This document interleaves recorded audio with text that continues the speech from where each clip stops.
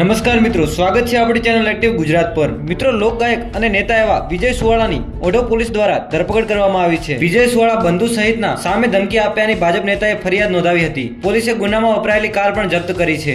ઓઢવ પોલીસે વિજય સુવાળા સહિતના 4 લોકોની ધરપકડ કરી છે। જાણીતા ગાયક અને ભાજપના નેતા એવા વિજય સુવાળા સામે ધમકી આપવાનો કેસ દાખલ થયો હતો। વિજય સુવાળા સહિત 8 આરોપી સામે નોંધાયો હતો ગુનો। પોલીસે વિજય સુવાળાને નોટિસ આપતા પોલીસ સ્ટેશને હાજર થયા હતા વિજય સુવાળા, હિરેન દિલવાલા, દિલીપ ઠાકોર અને વિજય સુવાળા અને યુવરાજ સુવાળા આ 4 લોકો ઓઢવ પોલીસ મથકે હાજર રહ્યા હતા। 4 આરોપી જે પોતે ગુનામાં સામેલ ન હોવાનું કહે છે તેને પોલીસે નોટિસ આપી છે અને પુરાવા સાથે હાજર રહેવા કહ્યું છે અને ગુનામાં વપરાયેલી સ્વિફ્ટ અને ઇનોવા કાર પણ પોલીસે જપ્ત કરી છે।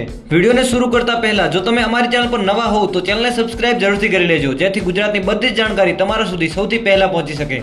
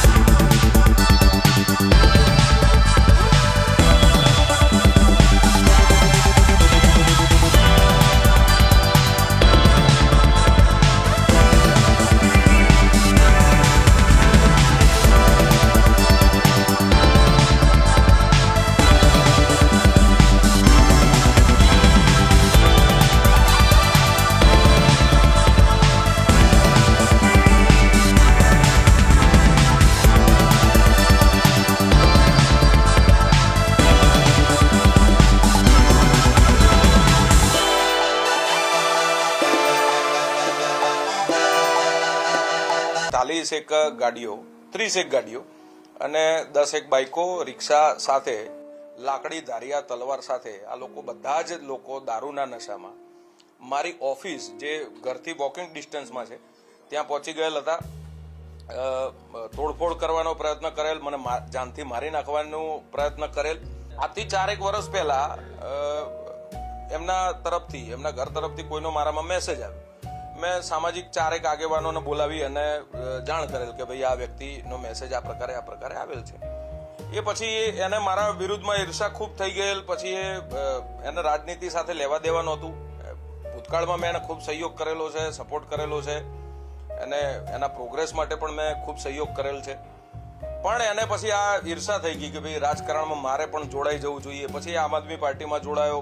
અમારા નેતાઓને અલગ અલગ પ્રકારે એન કેન પ્રકારે ગાળો આપવામાં પણ એના વિડીયો તમે જોયા હશે। એ પછી એ સેટિંગ કરી અને ભાજપમાં આવવાનો એને પ્રયત્ન કરેલ।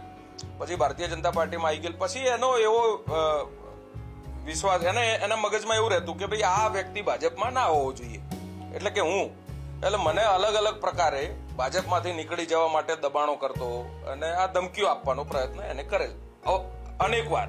બિલકુલ રાજકીય કિન્નાખોરી। એની એવી ઈચ્છા છે કે હું રાજનીતિમાં ક્યાંય હોવો જ ના જોઈએ। એવી એ બિલકુલ રાજકીય કિન્નાખોરી છે. જી, મેં પ્રદેશના મારા જે નેતૃત્વ છે એમને મેં જાણ કરેલ કે આવી આ ઘટના બનેલ છે. પ્રદેશ નેતાએ મને વિશ્વાસ અપાવ્યો કે ભાઈ તમે ચિંતા કરશો નહીં અને ફરિયાદ નોંધાવો. મેં ફરિયાદ નોંધાવી.